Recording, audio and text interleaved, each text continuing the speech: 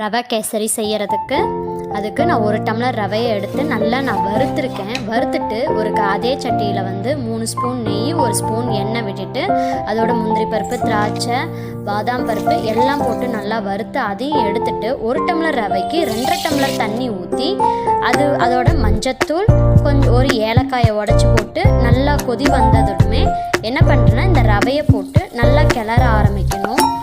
நல்லா கிளறப்ப அந்த பாத்திரத்தில் ஒட்டாமல் ஒரு பதம் வரும்ல, அந்த பதம் வந்ததுக்கப்புறம் 1 டம்ளர் ரவைக்கு 3/4 டம்ளர் சர்க்கரை போட்டு அதையும் மறுபடியும் இதாகணும். அப்போ மறுபடியும் இலகுனதுக்கப்புறம் மறுபடியும் 1 ஸ்பூன் நெய் விட்டு நல்லா கிளறுங்க. கிளறிட்டு முந்திரி பருப்பு, திராட்சை மறுபடியும் அதை வறுத்து வச்சது எல்லாத்தையும் போட்டுட்டு பார்க்குறப்ப மறுபடியும் அதே பதம் வரும், பாத்திரத்தில் ஒட்டாமல்